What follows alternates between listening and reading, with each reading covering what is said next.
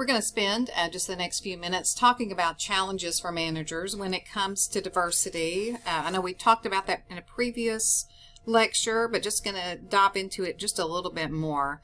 And when we look at it, we know that organizations have to compete within a global economy. Globalization now means that the world's free from national boundaries, it's borderless, and our U.S. workers compete with workers in other countries all around the world. We now have transactional companies and organizations, companies that have to have a global viewpoint.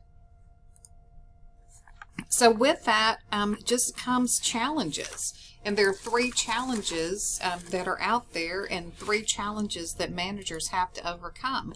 They have to overcome globalization. The firm's operations now have to compete in a global village. Also diversity. How do you lead a diverse workforce team effectively?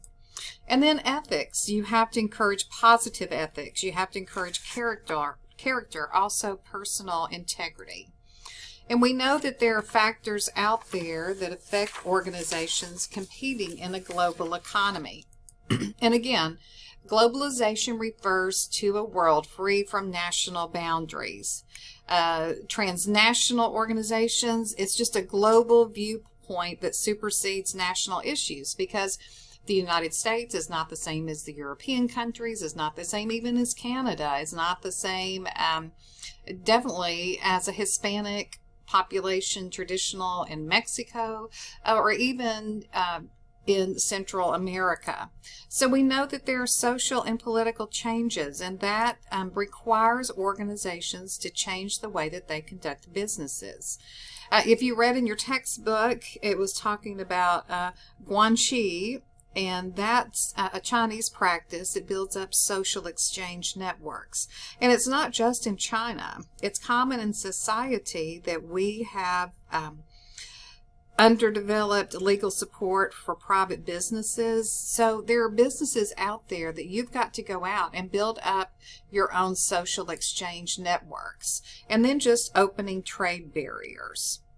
But let's understand some of the cultural differences.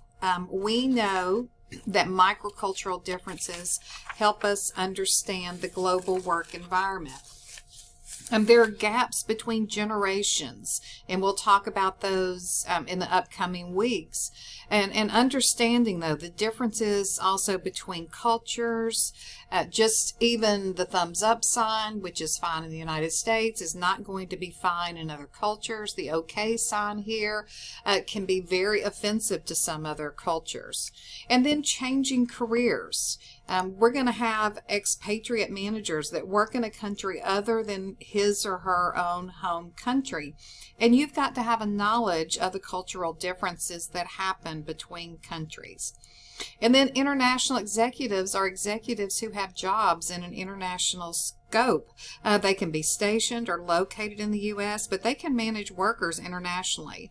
I've got one of my former students that lives here in the United States, but the team that he manages is in the UK. So he has to travel to the United Kingdom frequently to work with them. And this, again, it poses all sorts of challenges when it comes to working.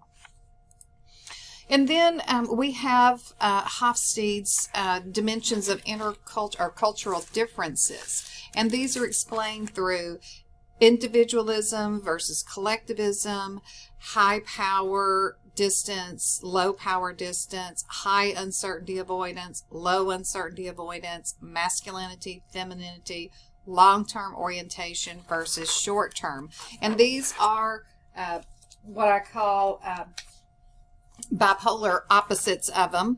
And if we look at it, we have to explain how cultural differences form the basis of our work-related attitudes. So let's take a more in-depth view of each of them.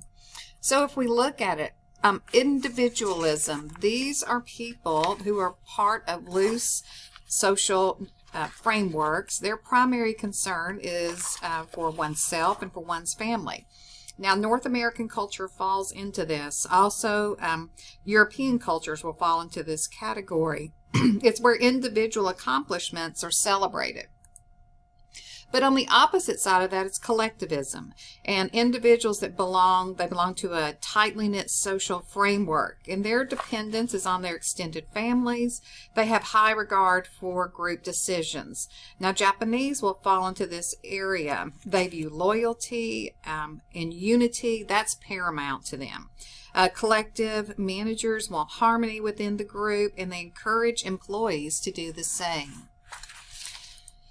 Let's look at power distance. And in countries with low power distance, people believe themselves in minimizing, they want to minimize inequality. People are less threatened and trust each other. Managers and employees judge each other on the basis of equality. And that's Denmark or Australia. They may bypass the boss to get different things done, but it's the degree to which a culture accepts unequal distribution of power. And in this culture, bosses are afforded more authority, and it's seldom bypassed. Titles are used. Formality is the rule. Cultures such as India, Venezuela, Mexico all demonstrate high power. And then there's uncertainty avoidance, degree to which culture tolerates ambiguity and uncertainty. And in high uncertainty, employees are concerned with security. They tend to avoid conflict. People tend to seek consensus in order to avoid uncertainty. And cultures with low uncertainty avoidance tolerate ambiguity better and more willing to take risk, more comfortable with individual differences. And conflict is seen as constructive. And people accept a lot of different viewpoints. Norwegians and Australians have low uncertainty. They take risk. Italy and Japan, high, and their culture emphasizes career stability. So next, let's look at masculinity versus femininity. So masculinity is a cultural orientation where assertiveness and materialism are valued. You can kind of guess where the U.S. stands on that. Femininity, the cultural orientation where relationships and empathy are valued. So if in a masculine, men have to be tough, they have to be assertive, women have to be nurturing, modest, tender, money and possessions are important, achievement is admired, and the U.S. ranks extremely high in masculinity. And then time orientation, that identifies whether a culture's values are future-oriented or past or present-oriented. In the future, that means long-term, or past or present means short-term. So China is long-term. They value thrift. They value persistence. Russia is short-term. They value the past and in meeting social obligation, the present.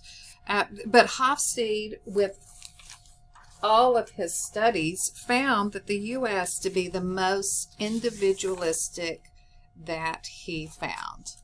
Okay, this is going to wrap up this lecture, and we're going to come back and talk about other challenges that are out there and more on diversity.